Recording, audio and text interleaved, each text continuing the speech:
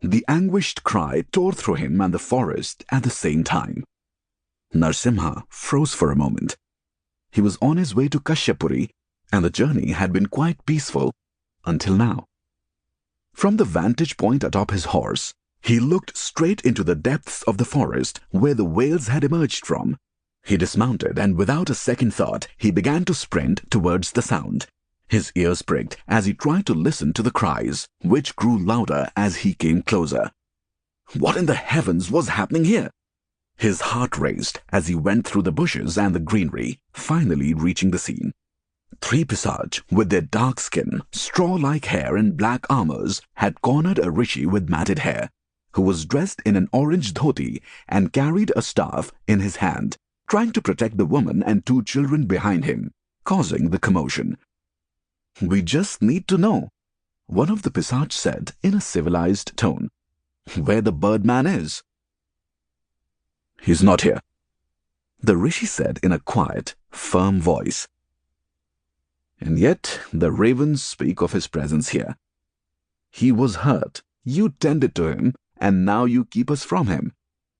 The Council of Kashyapuri has pronounced his sentence. He is an enemy of the state. Leave, or you will regret it." "That's where you're wrong, old man. It'll be you who—" At that exact moment, the rishi moved forward and used his head to strike the Pisarj's jaw, and then stomped on his feet. The Pisarj, who was twice the old man's height, lost his balance and fell, while the other 2 remained rooted at the spot, confused at such display of strength from a seemingly ordinary rishi. With their spears in hand, they moved forward, but the rishi began to deflect their attacks with the staff.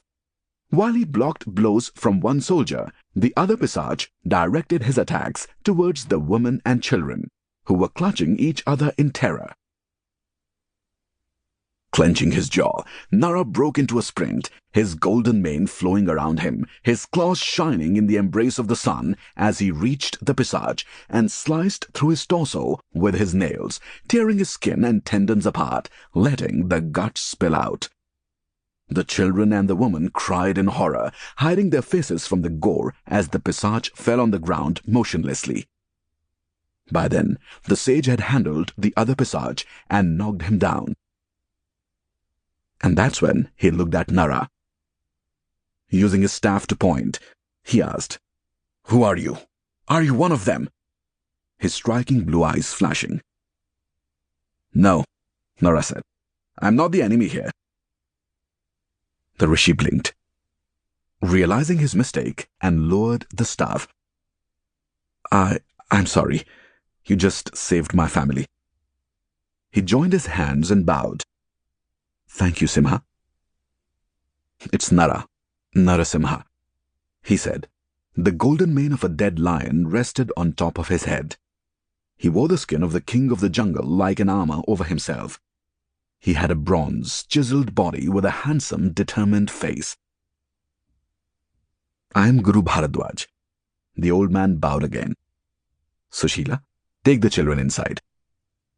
The woman grabbed hold of the children at once and left, using her hand to shield their gazes from the corpses. "Let me help you bury them," Nara said. The rishi narrowed his eyes almost suspiciously before nodding. "Thank you." Once they were done, Nara and Guru Bharadwaj performed the Antyeshti, the funerary rites before leaving the burial site. As they strolled back to the hermitage, Nara asked Bharadwaj, "Why did they attack a rishi? Isn't that against the laws?" "We live in a lawless country now, my friend," the rishi said. He was shorter than Nara, but was fast and agile, and nothing except for his white hair indicated his age.